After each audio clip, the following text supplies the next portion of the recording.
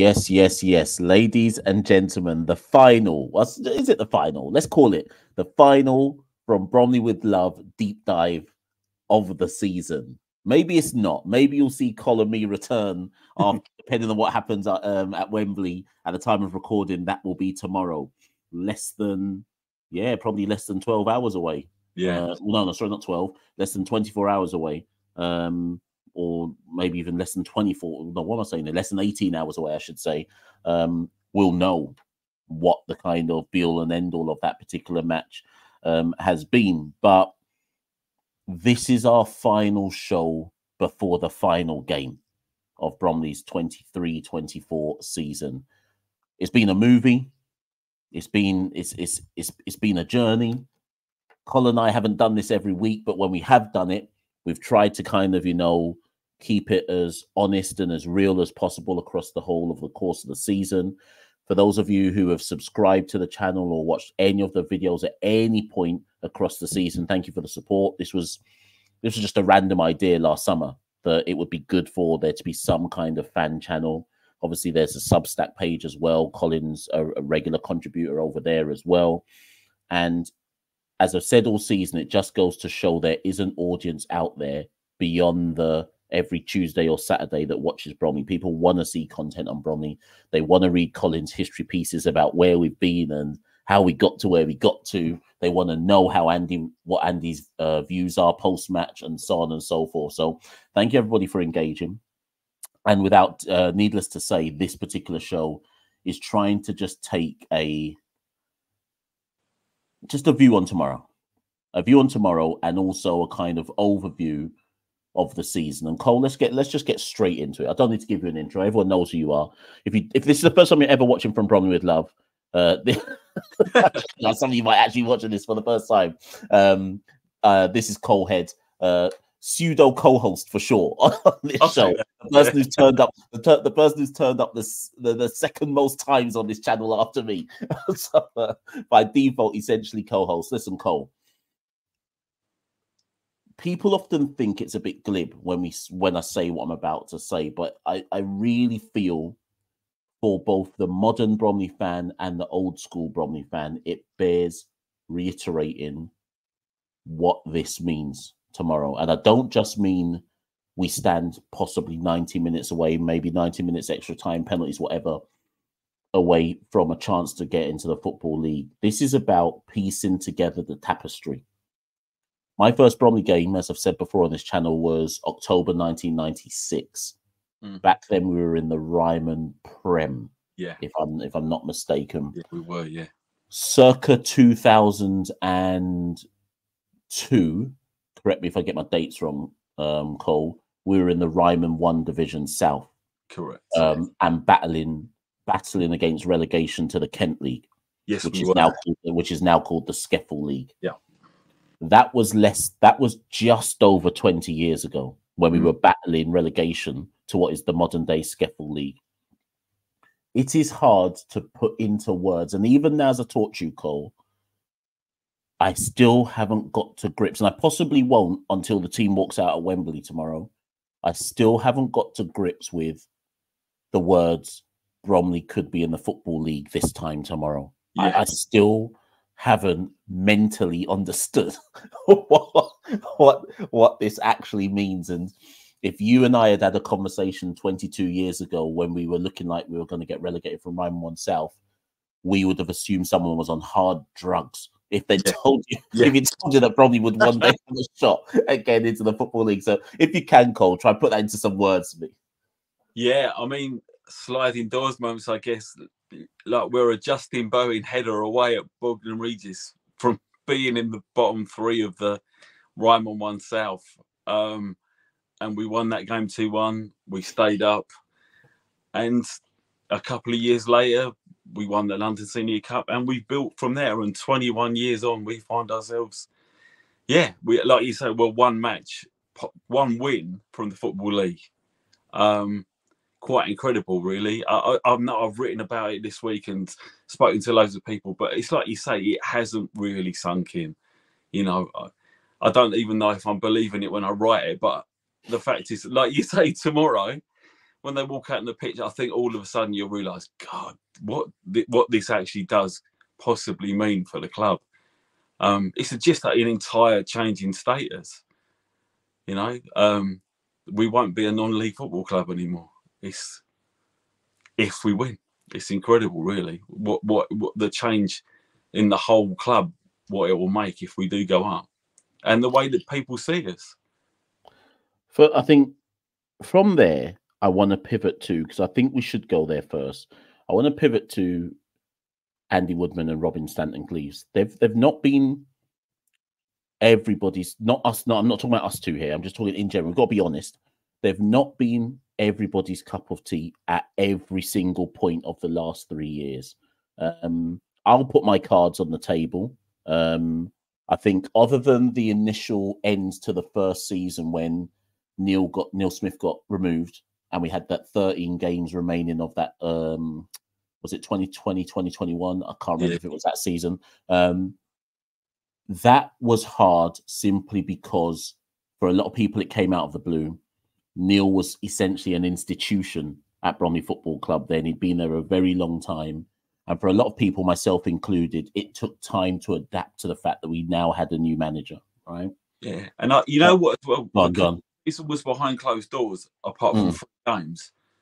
It was even harder because you couldn't get a feel for the whole thing. You know, me and you were one of like half a dozen people that were lucky enough to go to the games, the home games, and report on them. But even I never picked up the fact that he was that close to losing his job until it happened. 100%. And for those watching this saying, why are you bringing up Neil for and so on and so forth? I think it just helps paint the context. Because and the reason the context must be painted is Andy himself will say it. He didn't even get to meet the fans. No. he took the job at a time when there was no fans to meet, if that makes sense. So he kind of took over in a vacuum, and it meant that he was always starting from a position of having to prove himself, even when we got into the playoffs at the back end of that season. I think some people were like, well, you know, it was Neil's squad to begin with, and right? The point I'm trying to make is no matter how people want to twist, turn it, shake it, and I include Robin in this, no matter how people want to twist, turn it, and shake it, the proof is in the pudding. Since Andy Woodman has walked through the door, and even you could argue since Robin Stanton-Cleeves has become chairman, the next level or evolution of Bromley has occurred under both of their watches. And whether you like them or whether you have issues or whatever your particular viewpoint is, what you can't question is the success. You just can't question it. And you have to respect it. You have to rate it. And you have to say, you know what? We wouldn't be in this position without both of them two there. Yeah, that's right. Yeah. You got to look at, like we said over the last 21 years, you got to look at what Jerry did when he come in. He took us from being literally scraping around, desperately trying not to be a county league side, into the National League. And then, like, it's the next stage again. We've kicked on again over the last 3, you know, since like you say, since Andy came in March 2021, and then obviously with the ownership changing as well, that you can see, you know, that the club has moved well to the point now where we're talking about 1 game from being in the Football League. So yeah, exactly, yeah. Now, I went back and watched a show we did around, I've still got it on a tab. We recorded it on, bear with me, we recorded it on the January the 3rd, 2024. So approximately about 4 months ago. Yeah. Literally to the day almost, 4 months ago. It was called 2024 New Year's Resolutions. And the first thing that we said as a New Year's resolution was we said, we think that Bromley will / should get to a Wembley final. I'm not saying to people, told you so, but I'm kind of saying told you so.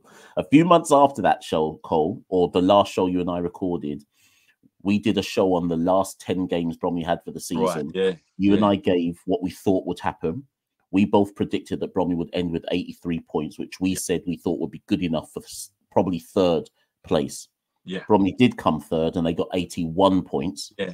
And they were 4 points clear in 3rd. It wasn't like it was they just did it. They were 4 points clear in third place. Difficult question, this, Colin. In getting to Wembley, have Bromley overachieved or met expectations? Forget about winning it. I'm just talking about, just focus on Wembley right now. Have we overachieved or met expectations? No, I think we've met expectations, because I think season on season, since Andy Woodman's come in, we've gone one better than last time. So, like, playoff eliminator, got knocked out by Hartlepool, won the FA Trophy, can't argue with that. Playoff semi-final, and now playoff final. So, I think anything. I know everybody wants to win tomorrow, but in reaching the final, we have progressed again. I think we've got to where you look at the current squad, it's where the current squad should be, you know. So then the dreaded question. Yeah. I'm not asking you I'm not asking you what you think will happen tomorrow. I might ask you that at the very end. Okay. I'm not asking you what you think will happen. I'm asking you. This is actually a hard question, Cole. 2 questions. I'll give you 2. Okay. Does the club need to win the final? Is the club ready for the Football League? Okay. Probably answer no to both of those. 2 sides of the ground is ready for the Football League. Probably off the pitch we're ready for the Football League, but I would say, there's a lot of work to be done if we go up, right? And I think as well, off the pitch, we've got to be ready for it, because there's going to be changes that as fans, the match day thing is going to be different if we go up. I can't see us being allowed to change ends and stuff like that. It's going to get a lot more rigid, I would think. But yeah, so maybe it is almost ready off the pitch. But I don't think we have to make the Football League this year. Although obviously, if we don't, as I've been listening to the stuff you've been doing with Luke. Obviously, if we don't go up, there's a danger that the manager may be enticed elsewhere, obviously. And every year, as is the nature of the level that we play at, you have to rebuild. And you only have to look at Woking and Boreham Wood to know that if you make the playoffs one year, that don't mean you're going to make them the next year. So I think this is our best opportunity, and I think we've got to take it.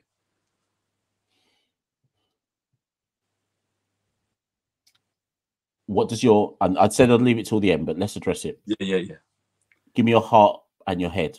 What is it saying about tomorrow? My head... I'll give you my answer afterwards, but what is your heart and cool. about tomorrow? My head is saying, oh, God, you know what? I've got a horrible feeling it's going to penalties. Oh, no. We're so evenly matched. Like 3 games, a draw, a defeat, and a win. It's a contrast in styles, and I don't think there's a full book where you could say, oh, they're the favourites. We possibly are slight favourites because we finished 3rd, and we haven't had to play another game. They've played, but in those 2 games they've scored 8 goals. So I really can't call it. Obviously, my heart. Wait, what was that? Was that your head that is going to penalties? Yeah. What's your heart saying? I think we might nick it. I'm really pleased that Monday's a bank holiday. I'm not mentally. I'm not going to be ready for work. You know what I mean?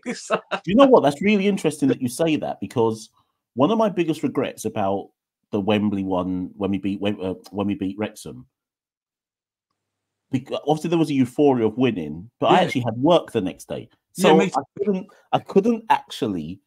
I celebrated in the ground, but we got back to London Bridge and it was about 7:30, and it suddenly occurred to me, wait a minute, I've got work tomorrow.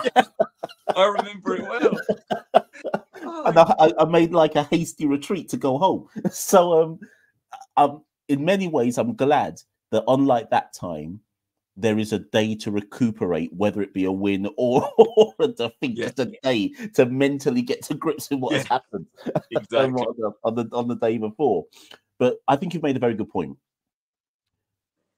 I'll be honest. I'll be completely honest. I won't try and change my script now. I'd said, and you know as well as me, I'd said all season that I think Bromley are going to have a good season this year. Yeah. I'd said all season that I thought we had a good shot at making it to Wembley, depending on where we finished in the playoffs. Once we got where we got to, my fear was the Altrincham game. That was always my fear, that because Altrincham got the bye, my fear was always they basically have the same prep as us now. It's a cup tie for them. It's a free shot. They've got nothing to lose. It's on our patch. We're almost the ones. It's almost like a banana skin for us, right? Yeah. The way we got through that tie, having gone the goal down, the way we kind of blew them away in that 10-minute spell. Yeah. I'd always said if Bromley got to Wembley, I wouldn't be afraid because of the previous experience of doing it. And I still want to believe, this doesn't mean that this is what I think will happen, Cole, but I still want to believe that going there before is an advantage. I still want to believe that Solihull, having not gone there before, have two things against them. Adapting to the pitch, which is, of course, huge. Yeah. And playing the occasion. Yep. Which we've done it twice now. We've played the occasion and let it get to us and lost against Brackley.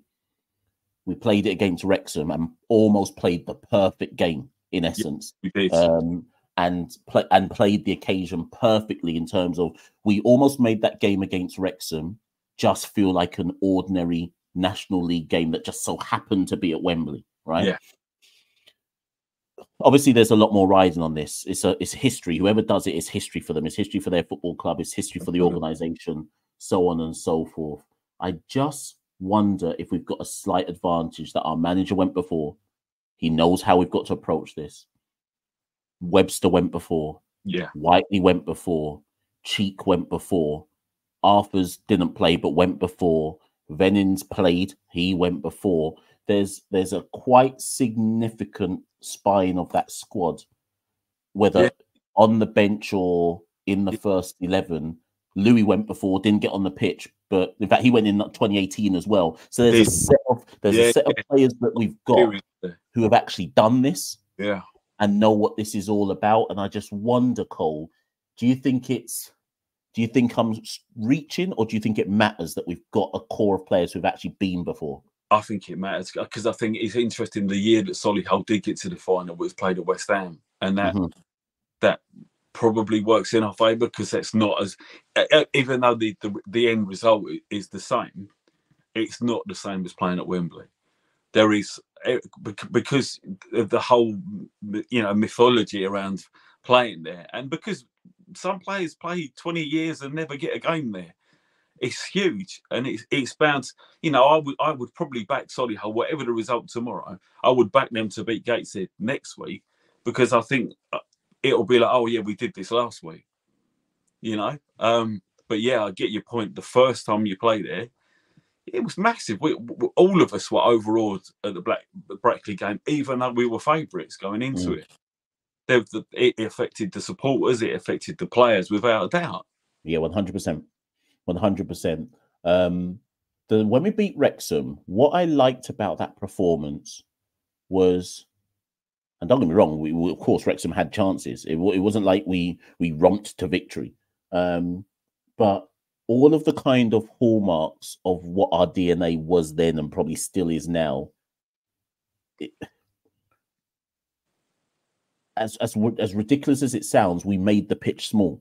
I know it's a weird phrase to use, but we made the pitch small. Yeah. We forced them to have to try and play out of their normal game. Yeah. On the biggest occasion of it all, in terms of being at Wembley. Yeah. And we defended resolutely. And the one thing that I think Bromley do have up their sleeve here, and of course, who knows what will happen in the final, and what we're saying now could come back to bite us in the arse. We could lose 4-0, for example. But the one thing that we can say about Bromley, touchwood, and it's been the case all season. There's a reason we've only lost 9 games all season, Cole, in the league. It is very hard to put Bromley away. Yeah. Now, if you go back to the trophy game that Solihull won, the semi-final that they won at our place, even that game, I've looked back and gone back to that one and said, okay, Solihull beat us recently, we beat them recently, but even that game, it's not like they romped. Okay, in the first half they were the better team, but it's not like they romped away to victory, because this is the thing about Bromley. Even when we're playing bad, we're still in the game. It's never like a 3-0. It's never like a 3-0 defeat or a 4-0 defeat or anything like that. Even when we're at our worst, there's always a goal in it. Yeah. If you see where I'm coming from, just because of the nature of how we play. So this is why when I was asked the other day, what do I think it will be? I said it'll be tight. I think it'll be tight, because even if Solihull win, it'll still be a tight game. It'll be by the odd goal if they manage to win the game.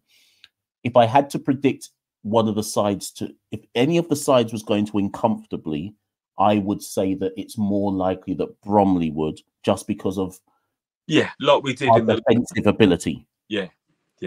But mate, and like I say, anything could happen. People could tweet me tomorrow evening and go, Mash, see, you don't know what you're talking about. there could be a sending off within the first 15 minutes of the game. Anything. So many variables. Yeah. Exactly. Yeah. Let's talk about the lineup tomorrow. Yeah. Ben Crowhouse, we have to assume is not playing. Lots of people think he's on crutches or something. Yeah. So yeah. Let's assume he's not playing. Yeah. And that the crutches or the metatarsal or whatever it is that affected him after the injury that he got in the semi-final. How do you line up tomorrow then, Cole? Because we've seen. I'm deliberately being vague in case any Solihull management happen to watch this. We've seen how Bromley have lined up pretty much since Barnet away. I know you weren't at that game, but pretty much since Barnet away. You watched it on TV, right? I watched it from Greece. Right, exactly, right. So since Barnet away, we've pretty much lined up the same way, right? And we effectively choked out the Barnet midfield, choked out the Solihull midfield. Gateshead, we essentially fielded respectfully a second side.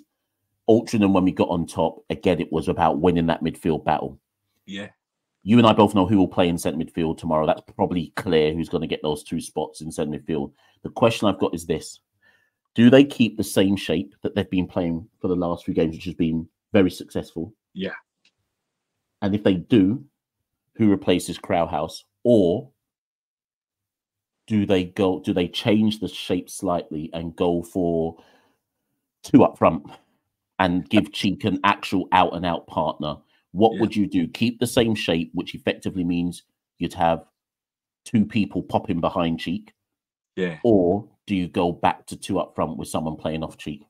I'm kind of thinking, because I've been thinking about this a lot this week, because obviously as soon as the way that Ben looked when he went off, I thought, that don't look good. That's not something you'll be back from in a week. So I think, I would probably go with Louis playing behind Cheek, so he's sort of at the top of the midfield, and then obviously when we're attacking, that's 2 strikers, and when we're defending, then he's got to drop back in. Because the only thing that worries me if you bring in another midfielder is that they've hardly played. If it's Vennings or someone like that, they've not had a lot of game time lately, so it's a massive game to throw someone in that hasn't played. I don't know. What's your feelings on it? What would you go with? So I think it's got to be either Louis or it's got to be Fella. It's got to be one or the other for me. Yeah. Okay. And now I see benefits for either one. If it's Louis, the reason why you start with him instead of Ben is because on a big Wembley pitch, you want someone who can pop into space. You probably want someone who has the ability to find space and gaps and deliver the right pass at the right time. That's Louis' strengths. And the question that Andy and the backroom staff will have to ask themselves is Wembley the pitch and the stage to get that out of Louis? That's what they have to ask themselves. Do they believe Louis should start, or do they believe Louis should be an attacking game changer off the bench? They have to ask themselves that question. But when I looked at it, I just considered the size of the Wembley pitch and how difficult it would be for Solihull defenders to pick up someone like Louis, who doesn't go into natural positions. If that makes sense, right? Yeah. That's option one. Option two is you go Fella and you play someone off Cheek. The reason why is because Fella's strengths is running the channels. Yeah, it is. And again, looking at the context of Wembley as a huge pitch, and looking at the context that Bromley, not occasionally, looking at the context that Bromley like to go direct. Not all the time, but they like to certainly mix it up with Cheek from a direct point of view. Yeah. If they go direct at Wembley and Cheek's winning flick-ons, you probably need or want someone running onto that, right? Yes, you do. Fella, I guess. Or if they want to go direct into the channels, you probably want someone who's willing to do the dog work in the channels. Yeah. And when I look at it from that perspective, the only person I think who you could ask to do that is Fella. The question they've got to ask themselves, much like Louis is Fella better starting, or is he better coming off the bench to do that? And that for me is fun. I think it boils down to those two. I don't think there is anybody else. And goes back to your point about game time. I just don't think there's any other option. No, I don't. That they could realistically turn to answer that conundrum. Yeah, I agree. What would you do? Out of interest, who would you go for? Louis. And then I would bring Fella on with 25 minutes to go. And at that point, Solihull will be knackered, hopefully, because the pitch is massive. And hopefully we can work them over, and then you can bring on someone like Vanu, and all of a sudden that's another problem for them. I think I'd probably go with that way. And I just think if there's one player we've got in the team that can produce something that no one else can, it's probably Louis. What I'm hoping for is that on that Wembley pitch, and again, Solihull not having a lot of experience of playing on it in the context of a final, I'm kind of hoping that by this will be their third game in a week and a half. Right? Yeah. Is it a week and a half? Yeah, in a week and a half. I'm wondering if in the latter stages of this match they will fatigue. Yeah. Because of the nature of the pitch, the nature of the occasion, and the fact it's 3 matches in a week and a half. The question for me though is, and for them is, will they already have a lead by then to defend? But there will be for both teams. There's an element of fatigue for any team playing at Wembley. Yeah. But the one thing that you can definitely say about Bromley is they go till the final whistle. And Andy has spent a lot of the season extolling the virtues of how fit the side is and their ability to still look like. Think back to you see the semi-final. There was a moment near the back end of the semi-final where Arthur's don't know how far he ran to do that goal to do that block, right?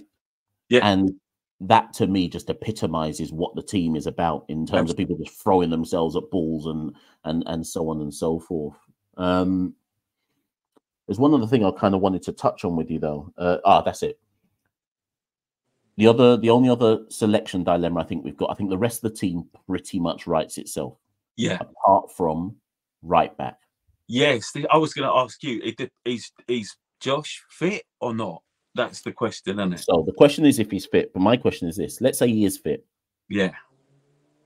I think, personally, if he's fit, he has to play. Yeah, I agree. And yes, some people might watch this and go, yeah, but Weston scored 2 and he got us through to the final. But we've got to be ruthless. We're talking about ruthlessness here. The reality for me is if Pass is fit, it's a better balance for the side overall. If you need Weston, you bring him on as a sub with 25 to go or whatever it might be, if Pass can't do the whole 90 minutes. But I think in terms of team balance and making sure it is right and left-sided, you'd have to bring Passley in if he's fit. Where do you stand on it? Yeah, I agree. And I think as well, if you've got Miles there, if we're in front with 20 to go, yeah, that's a great substitution. You know, someone who's been there, done it, and just calm things down a little bit, you know. Yeah, and we need those options. Like Alex Kirk did a brilliant job coming on. Yeah, 100%. Once Miles had pulled up with cramp after the second goal, but we're effectively at that point got 5 centre backs on the pitch, and I was like, okay, I see where this is going. You know, I don't know if we get away with that again. I don't know. I'm not sure. Well, I think fundamentally, and again, I think it's probably testament to Andy and what he's been about since he walked through the door. There's no time for sentiment out here. It's about picking the players that are best for the role that you need in that specific moment in time. And that's what I'm saying. Like, you and I both agree. When Kirk came on, I thought it was brilliant when he came on at right wing back. Yeah. Yes, he's a centre back by trade, but Andy felt at that point in time, right, Weston's pulled up. Yes, you're a centre back. You're going to play right wing back. But also, that's going to be critical because you're going to defend in the box. When they try fling it into the box, you're another 6 foot something defender who's going to be able to head it away. It's about, as again, to extol Andy's point, it's a squad game. And people have to play their role when they are asked for and when the moment requires it. So for me, it's about, I can't remember how many subs were allowed in the final. Is it the normal 5 or is it the normal 5? I don't know. That's because it is effectively a National League game, isn't it? So it's going to be interesting then what his bench is. In terms of three allowed on. Yes. You would assume, right? You've got to have a sub keeper because you can't risk that not in the game. So that leaves Thomas is definitely on there. Yeah. I would assume Kirk is definitely on there. Definitely. Yeah. If Bella doesn't start, he's definitely on there. Yeah. I would want Woods on there if he's fit. Yeah. Yeah. I would want Woods on there simply because if we are, let's just say, argument's sake, Cole, we're into the last, you know how it already goes, football. No matter how much we tell the team to get up the pitch, you know how it goes. Yeah. 90 plus, you got 5 minutes, 6 minutes of injury time. You want somebody to head corners away, head free kicks away. Exactly. You want someone like Woods on for something like that, or the ability to have a midfielder on like that. Or if you're trying to close out the game, you want someone whose game is primarily being a destroyer in midfield. And exactly, do you see where I'm coming from? So arguably Woods is, but then if Woods is on there, I don't know. You probably then want Weston. Oh, you definitely want Weston. It really is so difficult. It's difficult. It's hard. He's had Davis on there, but I don't know if we can go with 2 strikers on the bench. I think we need another. I think you got to go Weston. Yeah, if Pashley's fit. Yeah. The reason why I've got Woods over Davies is because for me, you have to have a centre midfielder because you have to cover for eventualities. Yeah. If one of Arthur's or Charles broke down early, you need there has to be a midfielder there. It can't just be, well, boy, we've got to. Like I thought Andy was very brave in the semi because on the bench on the semis it was Louis, Fella, and Will Davies. And Kirk. And I looked at the bench going, wait a minute. Yeah. What happens if a midfielder gets injured? Yeah. Yeah. And then Crowhouse promptly got injured in 25 minutes. And Louis, to give him his due, played really well, particularly in the second half of that game. But I wouldn't recommend going with 3 strikers on the bench for a women's final. I think you have to cover the eventualities in all phases of the pitch. Absolutely. Yeah. Well, Cole? Yeah. I think we've kind of covered everything here. Yeah.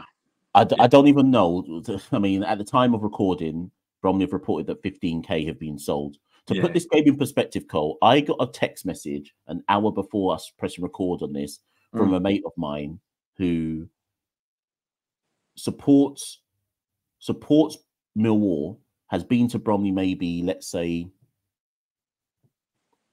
5 times in the last 7 or 8 seasons. Right. Yeah. And he texts me going, I've got to be there. And I think that probably speaks to absolutely what Bromley as a borough has as its kind of pull. And if people are sitting there kind of wondering, where did Bromley get 15,000 fans from? This is the type of game where what we've always spoken about comes true, where because Bromley are on the doorstep of so many Championship and Premier League clubs in our immediate environs, you have a lot of, whether it be Charlton, whether it be Palace, whether it be Millwall, whether it be anybody else for that matter, you have a lot of people within this borough who have probably watched Bromley at some point in their life. Yeah. And therefore are like, well, I'm going. Yeah, yeah. Right. Did we take 20,000 to our first appearance? Yeah. I mean, and like, there'll probably be 16,000 by tomorrow. You know what I mean? It's just, yeah, and it's like you say, if someone's got a connection with the club, however vague, it's like, oh no, I've got to go to that. And I think that's where it helps that it's bank holiday the next day, because I think a lot of people are like, well, it's not like I'm losing my holiday. I got another day tomorrow. Yes, right. But it will be interesting, Cole, because I don't see Solihull taking anything more than 5, maybe 5. A couple of days ago, maybe 3 or 4 days ago, they were like, we sold our first 1K. At that time, Bromley had already sold like 10, right? Yeah. But I just want to give people a warning sound about this. Brackley didn't have 20 grand when we lost to Brackley. So I just want people to know that Brackley must have had about 4,000 that day when we lost to Brackley, and Bromley had about 20. So it's great. It's absolutely amazing. I hope we bring the noise, and I hope we're the proverbial 12th person that helps them get us over the line. But don't be turning our noses up at Solihull only potentially bringing 5K, because if the team plays the occasion properly, that 5K could be celebrated. Every time I see a post, it's like, oh, we got more fans than you. I think, oh, shut up, please don't do that, because we've been here before. Yeah. 100%. Listen, Cole, I think I can even hear my daughter in the background now. That's the carry on sound to end this. I've been there. So listen, thank you once again for coming on the show. For everybody who's been watching this, you know what to do: like, share, subscribe. I hope this is the viewing that you wanted prior to the final. Of course, Bromley, whoever's watching this, let's get this done. So either way, maybe you'll see me and Cole after the final, and hopefully we'll be triumphant about how the final went. But Cole, thank you as ever for coming on the show, for all your contributions across this season. And if I don't see you at Wembley, we'll be in touch either way to talk about what happened at that game. Oh, yeah. Ladies and gents, that's been From Bromley with Love. I've been Machel St. Patrick Hewitt. That's been Colin Head. Thank you as ever. See you soon.